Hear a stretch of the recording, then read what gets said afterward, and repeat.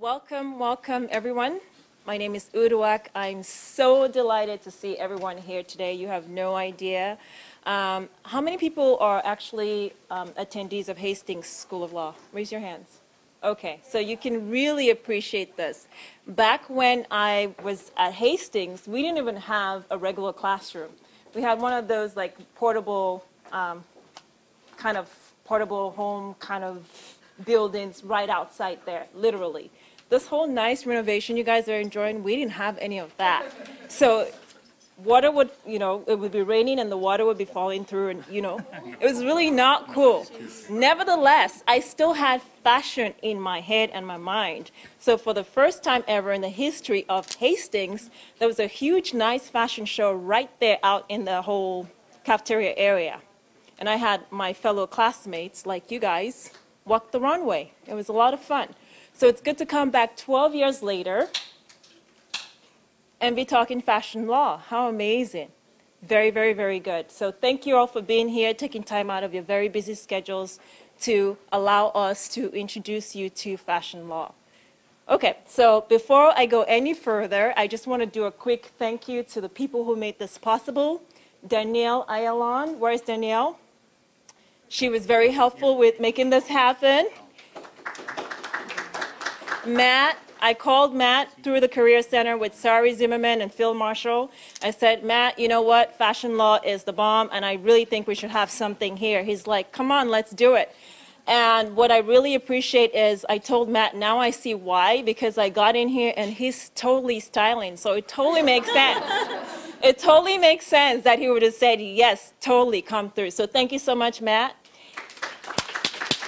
Ashley Wise. Ashley has been incredible. Phil Marshall put me in touch with Ashley. She had a big interest in fashion law, and it was so good to talk to her and get to know what she was about. She called for an informational interview. We had a discussion about it. Oh, there she is.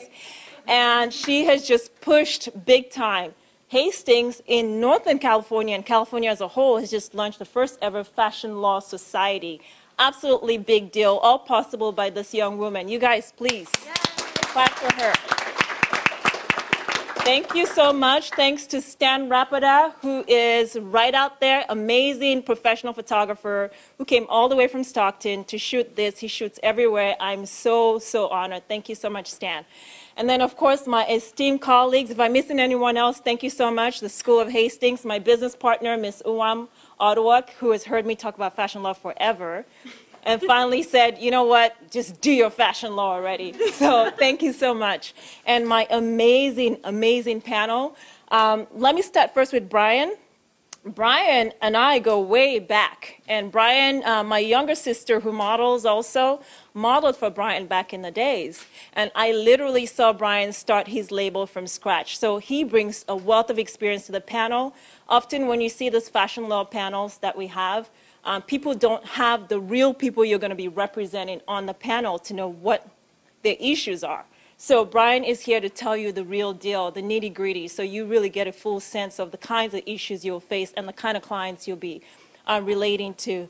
Then there's Mariessa also from DC. Welcome. I'll give everybody an opportunity to introduce themselves pretty soon. And then, of course, Ms. Staci Riordan, who is, sometimes I refer to her as my I'm African, so she's like my white sister, white fashion law sister.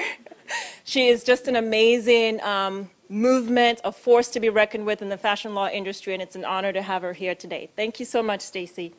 So why don't we get started, and we'll get started by going from left to right and having each person introduce themselves and specifically tell us how they got into their career paths into fashion law. Okay. Hello, everyone. My name is Mariessa, and from DC. After I got out of Howard Law School, which was, I won't even say, a while ago, I clerked for a judge in trial level DC Superior Court. It was a tax and probate specialty, which I didn't want to do, but I kind of went there. I was trying to figure out how could I get into something creative because I was a creative person. I was a singer. And I went to law school thinking I was going to understand my contracts and just be fabulous, but things kind of turned around. And so what ended up happening in D.C., I'm lucky because we have the United States Patent and Trademark Office there. And so I applied at the time. It was And I guess it still is a very coveted place to work. And so when at the time they were doing like panels of lawyers and everything to get in, but I, make a long story short, ended up in the office assigned to fashion, to apparel and beauty products. And so I started there as a trademark attorney. And then a couple years later, I started my own firm. Okay, and we'll move on to Bryan. Hi, I'm Bryan Scheyer. I am a co-owner and co-designer of gr.dano with my lovely wife who's in the back. We are a independent local fashion line here in San Francisco. We started, about 10 years ago when we first started thinking about doing this, and over the years we've grown from, designing one outfit to sell in a couple consignment stores to now, showrooms in LA, Miami, New York, selling to stores all over the country and winning awards and being in magazines and all that stuff. So over the years, we started because we met in advertising, actually. I come from a graphic design background. I went to art school for that. I met Jill in advertising. She was in media. She wanted to do something creative, so she'd always wanted to go to fashion design school. So as we were dating and she was going through school, we realized, with my creative direction background, I'm always like, oh no, you got to do this. So, you got to make the eye follow around the form. And we realized that we worked really, really well together. And over, her school, her school career, we just started designing and selling in stores before she had even graduated. So by the time she actually did graduate, we had already gained a name here in the city, and we just, since then, just been growing it. So that's why I'm here. And then, so I met Uduak way back when we were just literally a couple things on a rack selling on a street corner at like in Hayes Valley during one of the, clothing swap things. Yeah, we started that way. So we started really small and got to where we are now. So along the way, I could have used every single one of you. And so hopefully, I'm glad that this is even happening, because there's a lot of people out there. We're creatives, and we don't like to read a lot of words and stuff. So it's nice to be able to rely on people who actually understand and love that aspect of business, because in the end, it is business. Okay. Staci? Hi everyone, my name is Staci Riordan. I am currently a partner and the chair of the Fashion Law Practice Group at Fox Rothschild. We are about 500 people law firm across the country. We have 19 offices, 6 departments, and a gazillion practice groups. So they're a very entrepreneurial firm, and they took a chance on me. They took a chance on this new area of law called fashion law. And I said, I want to be your fashion law person. And they said, okay. And I'm like, they're like, write me a business plan. I said, okay, here's my business plan. And they approved it, and it's been going great since I was there. But before I was there, my family has come from apparel. So I'm the 4th generation in my family to be in the apparel industry somehow. So I'm in it, my mother is in it, my grandfather was in it, and my great-grandfather was in it as well. So I was lucky enough to grow up having dinner table talk, what's going on, who's going to ship this order, this contractor is late, someone knocked off my designs, they taught me to sew at age 5, they put me to work in the factory, I was shipping boxes. My mom came up with the printed shoelaces. I'm not sure if any of you are old enough to remember that, but she was the person who started that, and because she was designing ribbon, and she put ribbon in my sneakers. And I was like a squirmy little kid, and I wouldn't sit still, and I'm like, Mom, I wish I had shoelaces. And that was like I had light bulb idea, and she did the printed shoelaces, and we shipped those across the country. So I was in her warehouse, I was shipping boxes, and my whole life. Then she went into retail. I worked in her retail store. She took me with her all over the country and to Paris, buying fabrics and buying products. And I went to college, and I always wanted to be a lawyer. And I was in Atlanta, and I'm like, my plan was to go to school, stay there a couple years, and then go to law school. And my last year in school, my mom calls me up. She's like, Staci, I'm starting a new company. She's like, I need your help.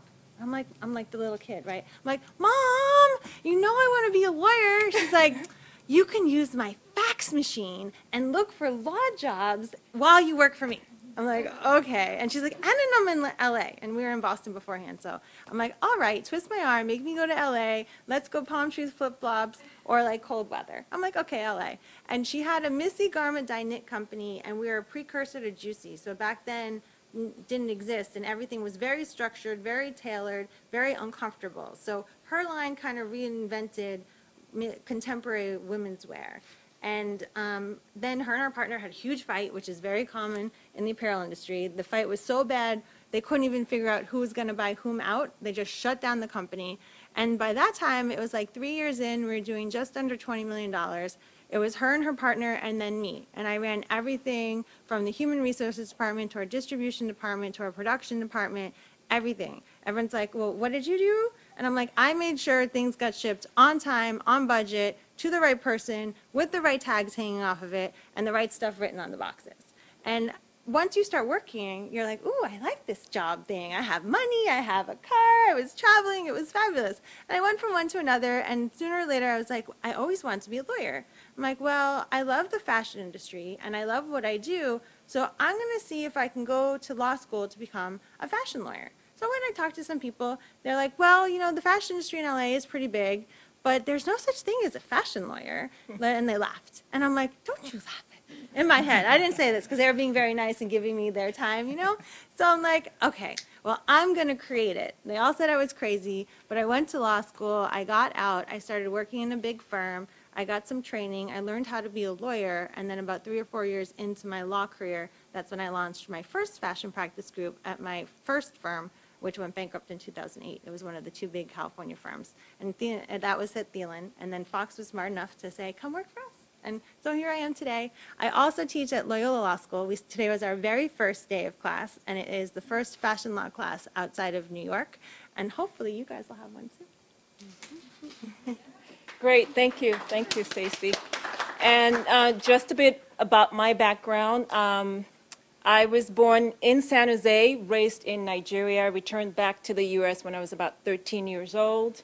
And while I was in high school, high school at the time, junior year, I ran into a very interesting, young, handsome guy called Nick, pretty tall. And he would say all the time, you're really pretty, you should model. You're really pretty, you should model. And I would say, oh my God, how corrupt.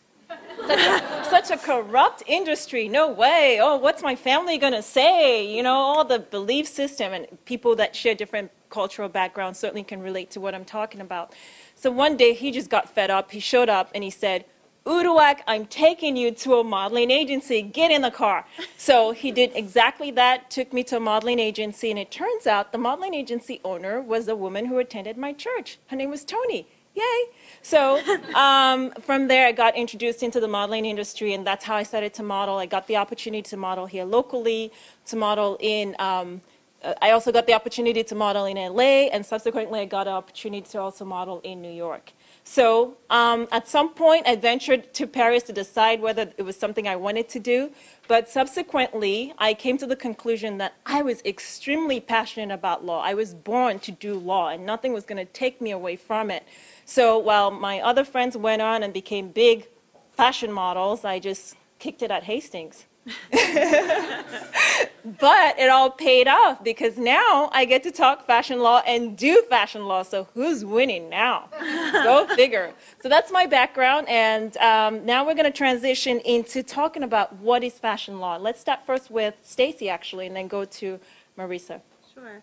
Fashion law is very similar to entertainment and sports law. It's an area of law that focuses on an industry. So that makes it multidisciplinary, cover multidisciplines. So you can do anything. Most people think it's just IP law repackaged with a fun name, and that's not true.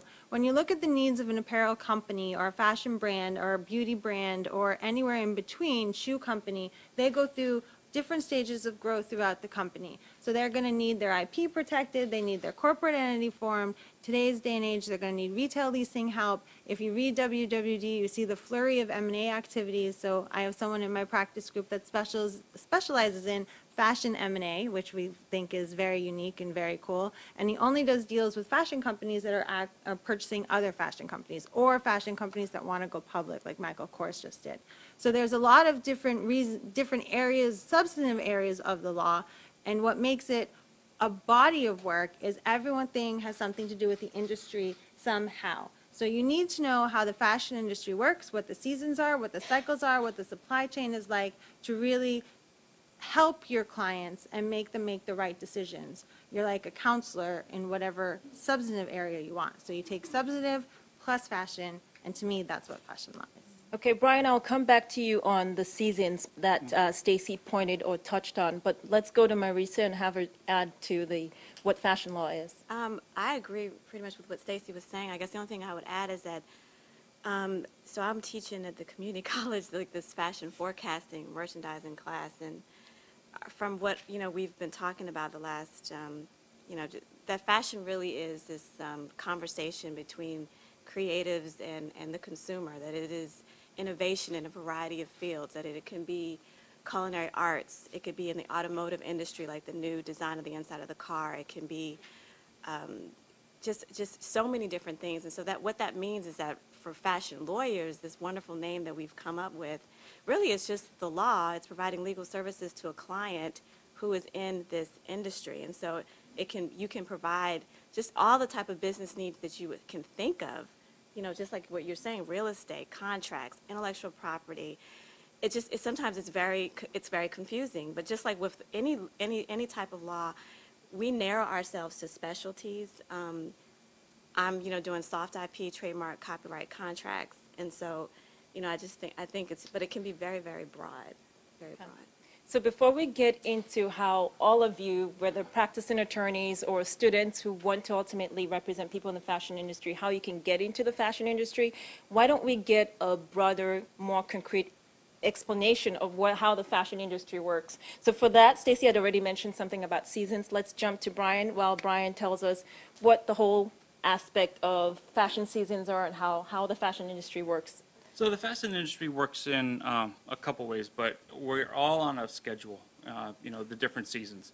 So you guys know now, spring's now coming out, right? So when you go shopping, the new spring stuff in. I mean, it's cold outside, it's January, but, there's a certain flow in which consumers as yourself start to buy clothes, right? And, you don't really start buying anything after April, right? So there's, April, May, June, July are dead seasons, and so that's why they start to it's all about getting new inventory into the stores.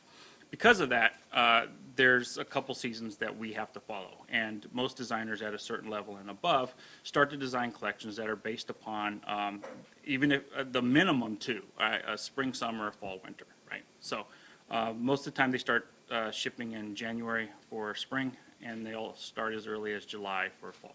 Okay, so so imagine a fashion designer as myself. We design 2 full collections a year, 60 pieces.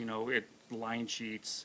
All unique designs or versions of something that you've done before. But then in between that, there's some other seasons. Like resort. You guys have all heard of, and they're starting to add more. Actually, I don't even know if there's 2 or 3 seasons that I'm just going to ignore because I really don't have the time to deal with it.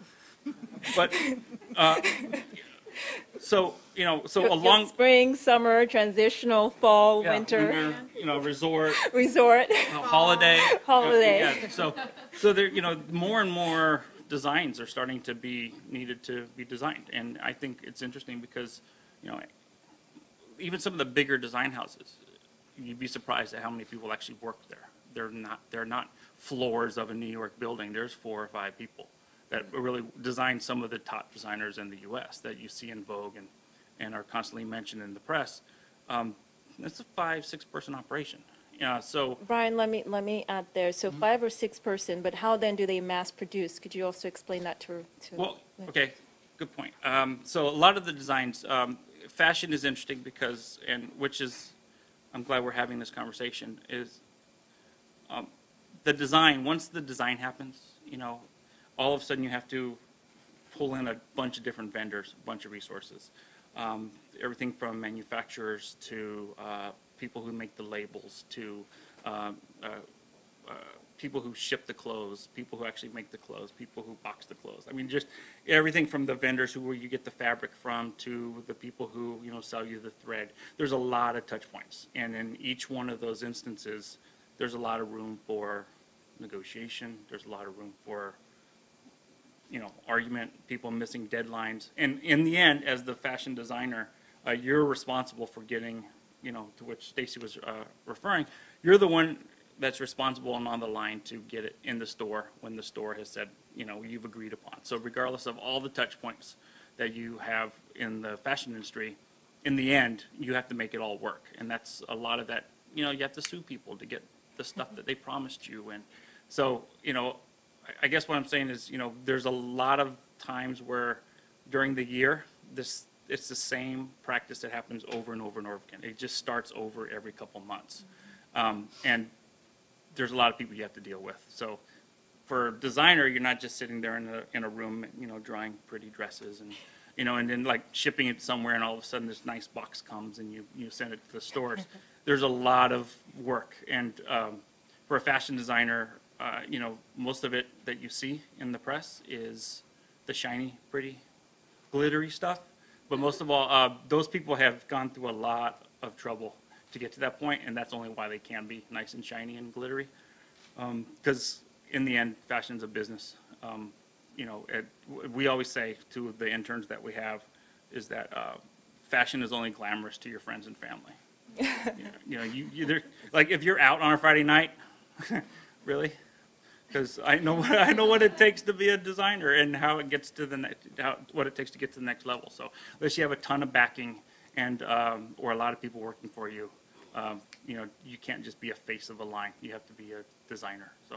So along the line, there's a lot of focus that needs to happen. So in the end, a bunch of designs need to happen all the time, a couple seasons a year, and a bunch of stores waiting for their stuff. Okay. And of course, with all that happening, necessarily legal issues come up, right? So let's go to Staci and start talking about the kinds of legal issues that we see in fashion law from the perspective, stopping where Bryan just finished up and taking and running with it. To add on to Bryan's thought, he was saying you get samples made. So if you design a collection, one of your first steps when you go from a sketch is to get a first sample or a sample that you can shoot pictures of to do a lookbook, depending on what level you are. So you go all the way from couture to bridge to mainstream, and then you go to mass. You mid-tier, then you go to mass. So depending on where you are, you're going to go from a sketch to a first sample. You may shoot it, or you may just show it at a trade show. So I had a client today call me on the way here. He's in the high end. He's a couture company. He's like, my pattern maker and sample makers haven't given me my samples, and I have to do my lookbook tomorrow. And what am I going to do? And I'm like, okay, well, so you're there. You need the goods tomorrow. You may have a dispute over the price that you're going to pay them, but generally you want to take that issue and you start with some sort of negotiations, because if we can, your most important thing at that point is getting your goods. Right? Sometimes, I was telling him on the phone today, sometimes when I was running production, I would go to the contractors, sit there. If I had to sit there 3 days in a row, I would sit there 3 days in a row so they didn't take my stuff off the machines and put someone else's stuff in front of it. So you have issues that arise in the production cycle where things aren't being made on time, and you need to help people get them made on time. So that's contract drafting, negotiations, and resolutions of problems. Want me to keep going? All right. Or? What I will do actually is have you talk about the sexier stuff that we probably all hear in the news. So why don't we talk about the trademark infringement case, and particularly the Louis Vuitton versus YSL, and how that was a big deal. People have probably heard about it. So give us a synopsis of that background, what the legal issues were, Okay. and cover that a bit. So in the YSL case, and they're now changing their name. I don't know if you guys saw the press release. So they're now Saint Laurent. So I'm like, oh. Actually, Staci, first start off in case for students who have never taken IP class or any trademark, and explain what a trademark is, and then get into the YSL case, please. So trademarks are source identifiers, and the purpose of trademarks are to prevent customer confusion. So the goal in creating the whole trademark system is to allow you to go shopping and buy what you think you're buying. So if something has a Nike logo on it, it's really a Nike product. You're going to get the quality you believe you should get from Nike. You can register anything from a word mark to a design mark. You can register smells. You can register songs. There's different sensory marks that you can register. So anything that you can come up with that will indicate a source can be trademarked. So that's good definition? Yes, You're the definitely. trademark. Would you want to fix me? So in Louis Vuitton's case, he trademarked the red sole of his shoe. So I don't, most of you guys familiar with the shoes? Okay. So he trademarked the red sole of his shoe. He filed an application with the USPTO, I don't know if maybe you looked at it when it came across your desk. Yeah, well, no. No. You weren't involved in the process. So he filed the red sole mark, which is the red bottom of the trademark shoe. And then I think it's, again, a battle of personalities, because when you deal with a lot of creative people, you get very big personalities in one room. So he had some issues with the designers at Yves Saint Laurent. And he says their shoe, they had two styles that were monochromatic red shoes. One was a tribute, and the other one, I don't know the name of the other one. But the shoes were all red. And Louboutin said, you can't make your all red shoes because they infringe on my red sole mark. And the two of them tried to work it out. They couldn't work it out, so it went to court. And Louboutin sued for preliminary injunction. He lost. And the judge wrote this sweeping decision saying that color cannot function as a trademark in the fashion industry. And then the fashion industry went up in arms. It was like, oh no, what's this? He's changing the law. There's a very famous Supreme Court case called Qualitex. And in Qualitex, the court said color can be a trademark in the right circumstances. So here's this district court judge, which they call Superior. They have a different name in New York. It's not district court. Is it what it's called? Superior Court? I don't know. Supreme Court, I think, right? Yeah, it's weird. Yeah. It's just, I'm a California lawyer, so I don't know. But it's the equivalent of district court. So this judge says color can't be trademark in the fashion industry, and basically overruled the Supreme Court. So everyone got very unhappy. Tiffany's wrote an amicus brief. Like INTA wrote an amicus brief. There was the law professor's amicus brief. It was crazy. So it went up on appeal, and the issue on appeal was, can there be a per se law whether color can be a trademark in the fashion industry? And the Court of Appeal reversed part of the district court's opinion and affirmed part of the district court's opinion. So the Court of Appeal said, yes, color can be a trademark in the fashion industry in the right set of circumstances. So it basically said what Qualitex said and what the Supreme Court said. But it said, but Louboutin's trademark is not for the whole entire shoe. It's just for the red sole when the red contrasts with the upper. So the appellate court modified Louboutin's trademark application, and it affirmed the preliminary injunction, the denial of the preliminary injunction. So Yves Saint Laurent said, we won, and Louboutin said, we won, and then that's kind of, the fashion industry is like, phew, and Tiffany's is like, phew, okay, I can keep my boxes, and all this drama, and this case got dismissed finally, and Yves Saint Laurent had counterclaims, they dropped their counterclaims, but in the end, color can be a trademark, and the appellate court found that it had to have secondary meaning for color to be a trademark in the fashion industry. So that's how they kind of changed the law a little bit. They added that test, part of the test there. And to me, personally, just give you my 2 cents on the case, and I don't want to monopolize the panel, but if you're going to sue someone, Louboutin clearly thought that Yves Saint Laurent's shoe was infringing on his shoe. So you have this monochromatic shoe and this contrasting shoe. So if you're going to go to court and you're going to take your trademark and say, I'm going to challenge you, you can't do this, and you end up with less rights than you started with, to me, he lost the case because his trademark is not as broad as he thought it was. So that's, to me, Yves Saint Laurent won. So then we transition to Mariessa. And Mariessa, give us an idea of the kinds of legal issues, and feel free to talk about certain case laws that you're aware of in the public space about that you see daily in the kinds of cases you handle at your firm. Okay, so I mainly do a lot of trademarks, trademark applications. I work a lot with emerging designers, and so that their issues typically have to do with startup issues, starting businesses, trying to register trademarks. I had one particular case where she was approached by a big company, we'll just say Sears.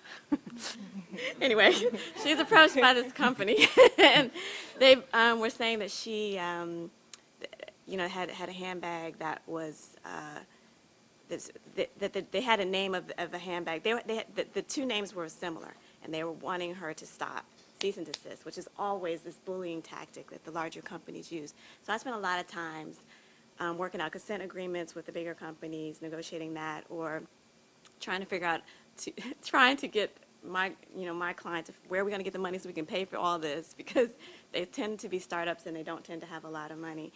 What I found most interesting, though, about what I find to be most interesting about trademarks is that I find it to be a very easy way for an emerging designer to begin to assert some rights over their product. I find the cost, $275, $335 for government filing fees, to be something that an emerging designer can handle.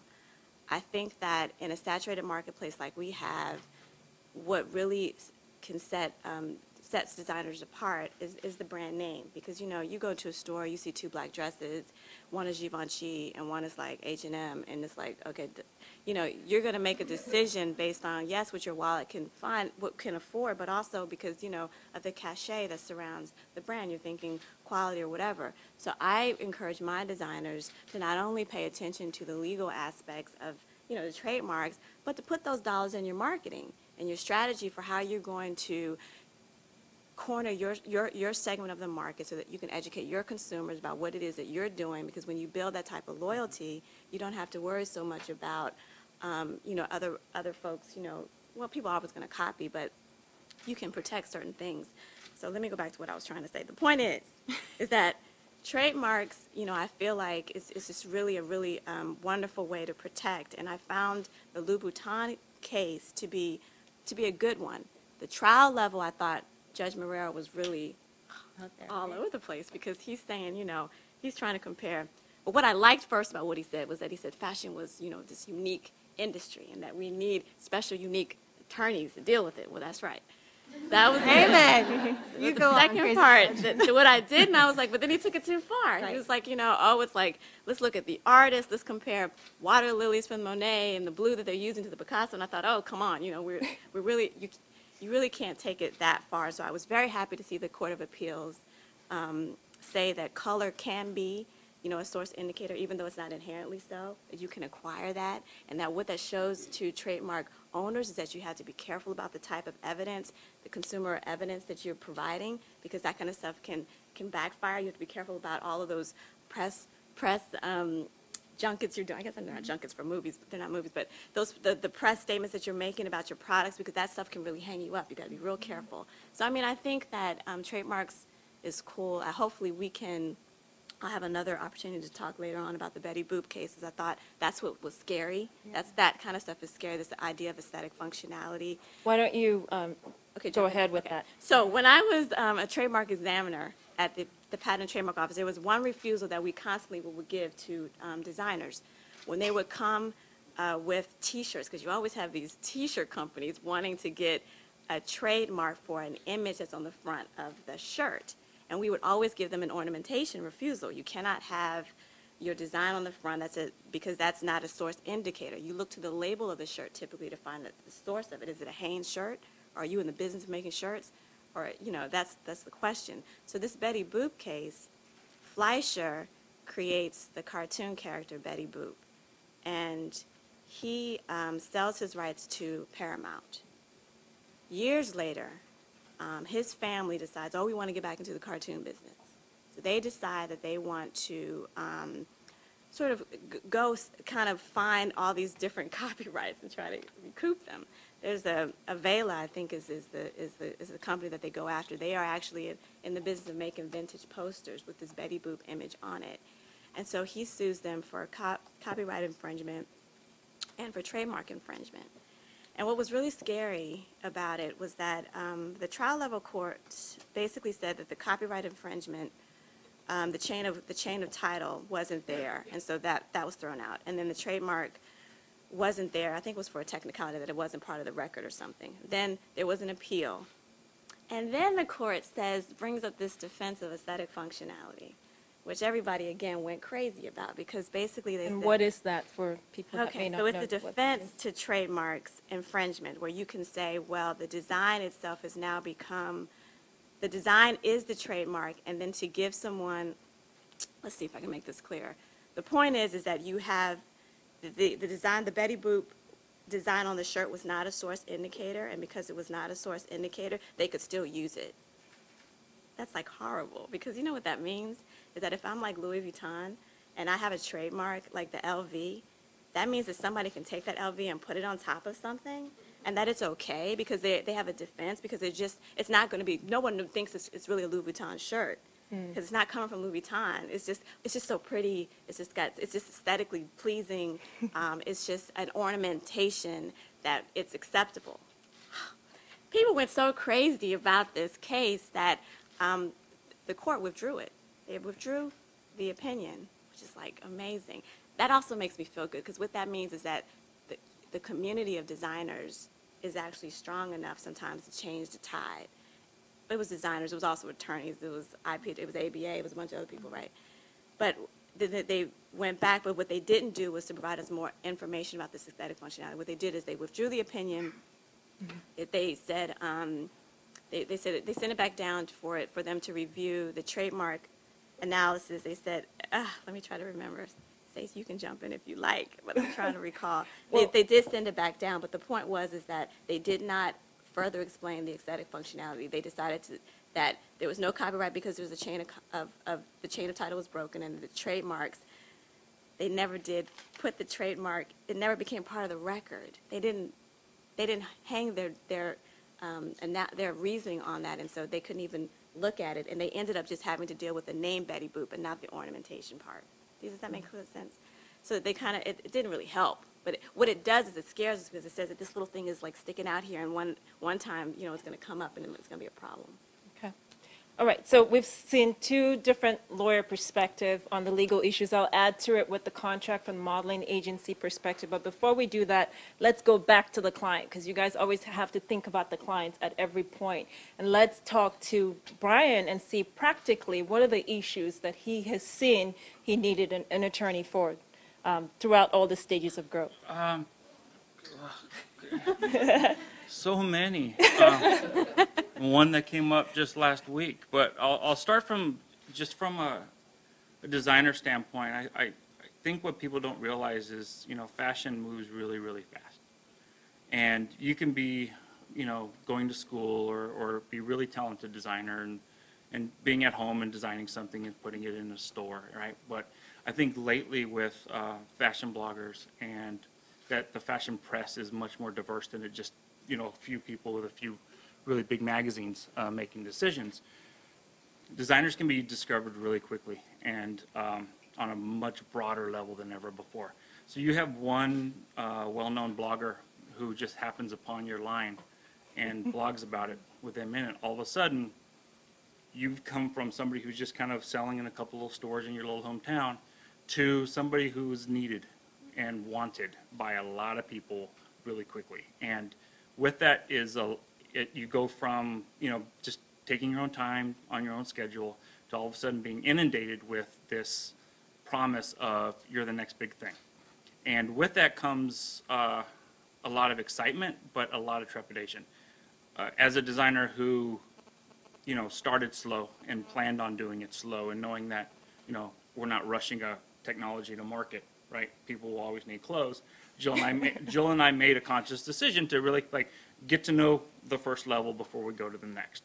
But what ended up happening is we won an award that immediately got us kind of national attention. And once that happened, that next step came much faster than we were anticipating. And you can't ignore it, right? You have to really kind of jump to the next step. But you have to be able to do enough research and understand what's needed of you, what's expected of you, and what the consequences are if you don't really get to that level quickly by the needs of the people who are asking you to. So, you know, and then after that step, there's another step, and then there's another step. And what's funny is every step isn't just a baby step. It's a whole nother level of the industry that you have no idea about. So that's kind of one of those things where everything from, you know, trademarks, which is funny because we realized we met each other way back when we first started selling online. We did a trunk. So anyway, that was years ago, you know. But what I think is interesting is that every step of the way, from the moment you decide to do your first fashion shoot and not use your hottest friend as the model, and actually go to a modeling agency. There's modeling contracts, right? There's very specific needs and very specific contracts you have to sign, and it's usage. You know, you have to realize that after a year or 2 years, whatever you decide, you know, you have to pay again to even keep that on your website. You know, so every level of success And you almost, when you consider them successes as a fashion designer when you get to the next level. Every level of success comes with a whole nother level and an assortment of needs that, from contracts to once you sign a contract for even just with a showroom in New York. You know, they're going to have you sign a contract for a certain amount of time, expecting a certain amount of commission. You know, there's a lot of things, and it's just one. You know, we can read over the contracts, and most of the time they're pretty boilerplate.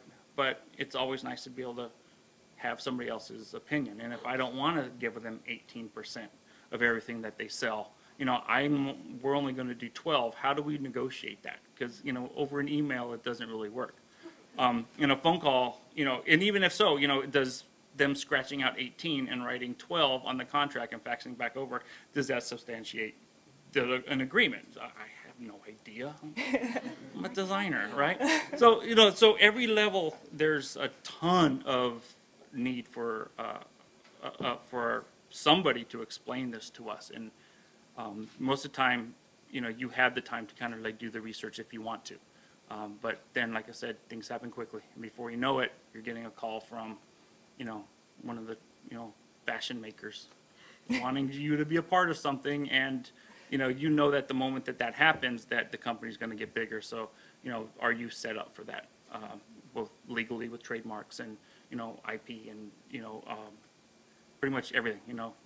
Everything that you thought was fine in this nice little bucket is now spilled all over the floor. and you know, and you're quickly mopping it up while at the same time people are like pouring more, you know, water in your bucket. And you're kind of like, yeah, I want more water, but wait, slow down.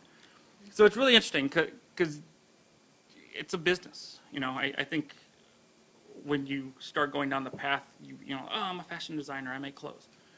And then you realize, oh, I'm a business person who also does fashion. You know, and I think once you can understand that it is a business, I mean, the fact that you said that all the designers kind of raised a stink and they turned the case around. It's not the designers, it's the money behind the designers, because it's a business, it's an industry. And once, you know, an independent designer, even like myself, you know, understands that, okay, this is a business and it needs to be treated as such, that's when you notice change starts to happen and you start to talk to the right people. Okay. It's also a growing business. It's, you know, a $350 billion business in the United States. It's over $1 trillion business worldwide. It's the second largest industry in the world behind food. So this is an industry that's thriving and it's growing. So there's lots of needs for people like you to come in and to be fashion lawyers and pick which area interests you. So what Bryan was just talking about, a sales rep agreement, you can do labor and employment law. And believe it or not, the ones that you can download from the internet, those contracts, they're terrible. And I've seen more people get into lawsuits over a provision that would have taken me, you know, an hour at most to fix your agreement. And it still can be 3 pages. I know, you know, anything longer than that will probably not be okay. So I can do it in short language. It might be small print, but, you know, they're like, don't give me a 30-page agreement. I'll never read it. Just as long as you read it to me first. Right.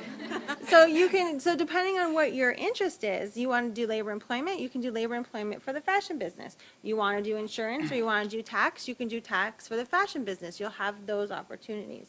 You want to do IP and trademarks and you like soft IP, which is my interest, just like Marissa's, you can do that for the fashion business. Brand building, social media, marketing, modeling, you can do that for the fashion business. Definitely. And Bryan mentioned fashion bloggers, so we're going to talk about social media and fashion law. We'll come back also and talk about the fashion copyright bill, which has been so controversial. But before we do all of that, let me give you a different perspective, which is the modeling perspective. We don't talk fashion unless we talk about those tall, beautiful, long-legged models walking down the runway. But half the time, but half the time, everybody ignores them. You're supposed to be quiet. You're not supposed to have a brain.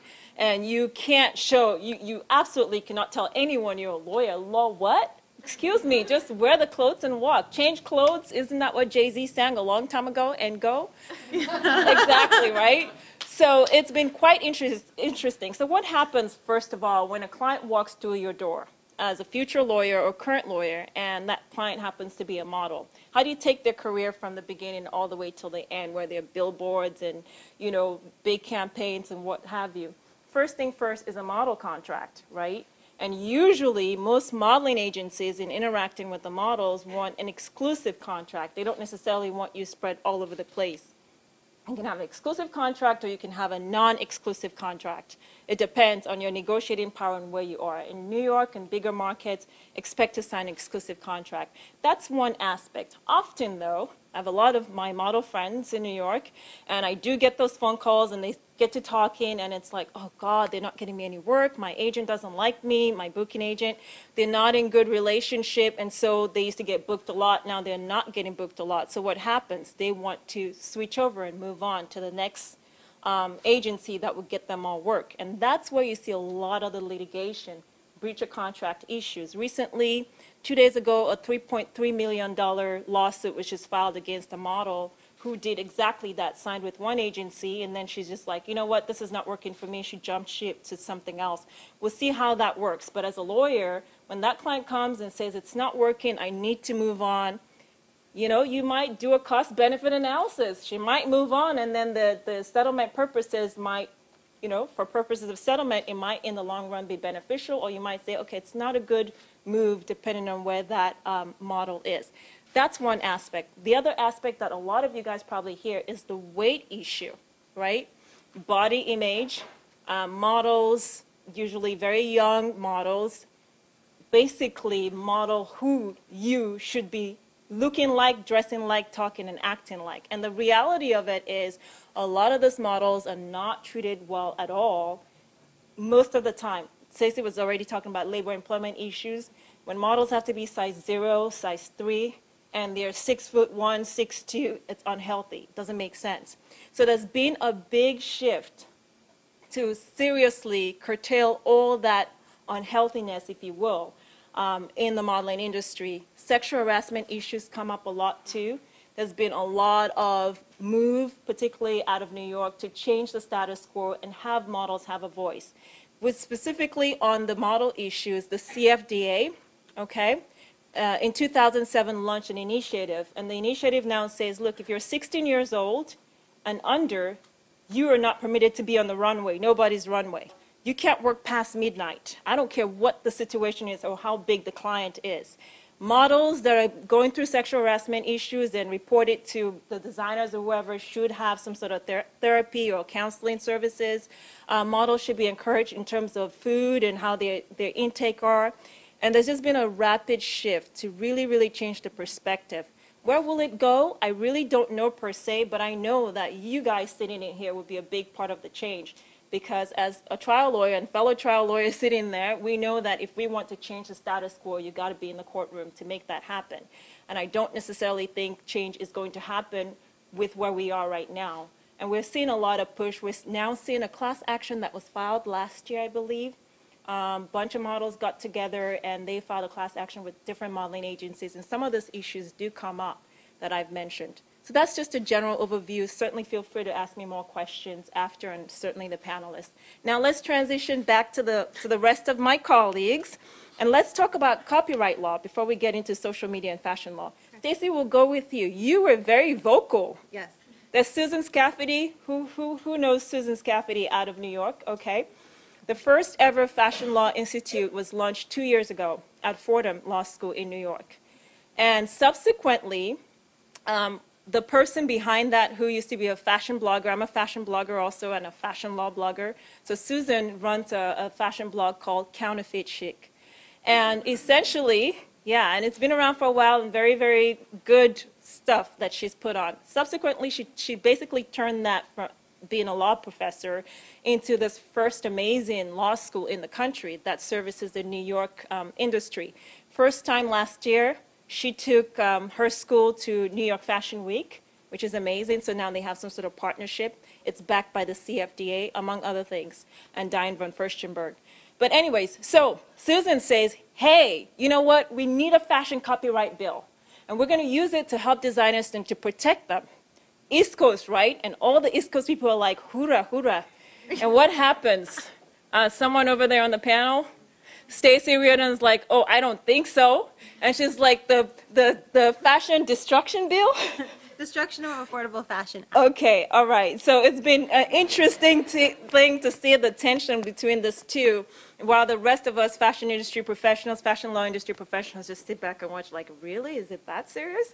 But it is that serious, and she is right in terms of when you get into the courtroom, it'll be more litigation among others. So I'll have you speak first, define what a copyright is for people who may not know, and then get into the fashion copyright bill, as we call it. Okay, so a copyright is taking an intangible idea and fixing it into a tangible form. So you can copyright a script, you can copyright a poster, you can copyright limited things in fashion, jewelry and belt buckles. You can copyright a whole bunch of different things like that. There's all different forms depending on which part of the world. Some architecture can be copyrighted. Vessel hulls can now be copyrighted. So it's mainly used by the motion picture industry and people relating to entertainment. Scripts, TV, music, that kind of stuff.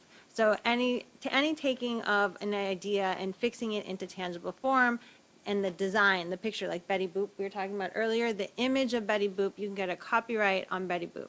And the Copyright Act, it lasts forever.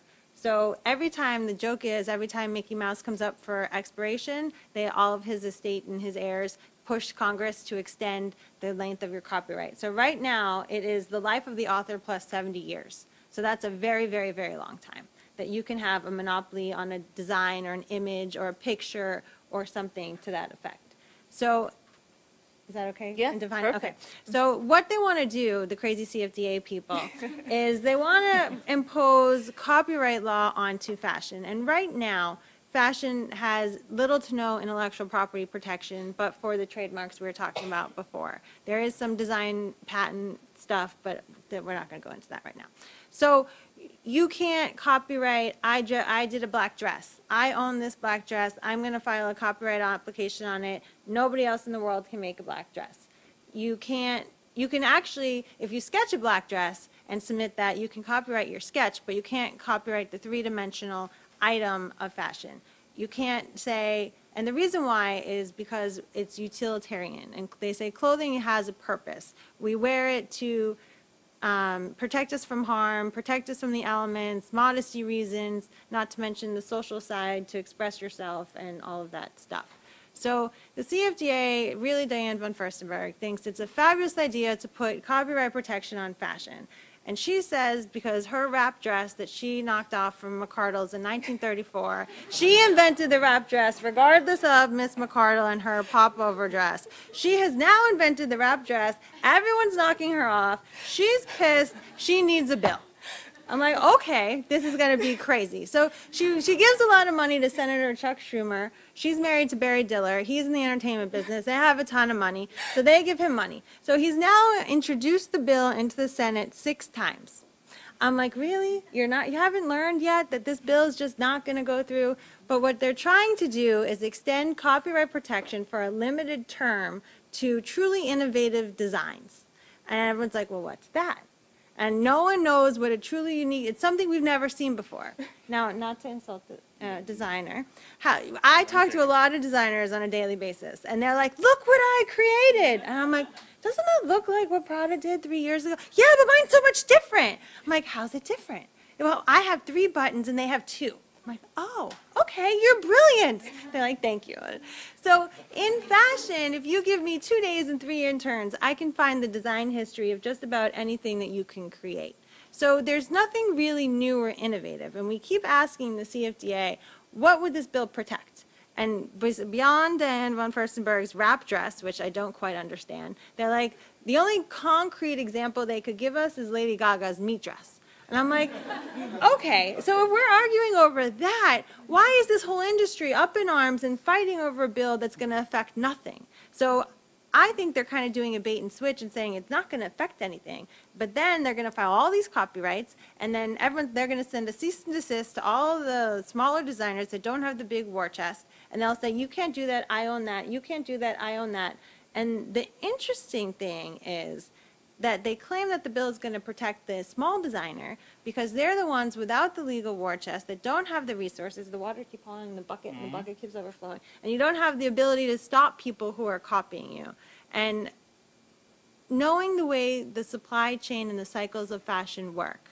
Once you get a cease and desist letter, the retailer is going to pull your goods. Your goods are going to be shipped back to the manufacturer. You're going to have a huge credit on your account. The factor's going to freeze your money, and everything's going to like go to hell in handbags. Use my language. But so the business of fashion doesn't need it. There's no studies that show the poor designers are losing money. It actually shows the opposite, that sales of bridge and upscale design has increased in the past 10 to 12 years. The industry is thriving. So why do we need protection? Because Diane von Furstenberg is very upset that other people are making wrap dresses.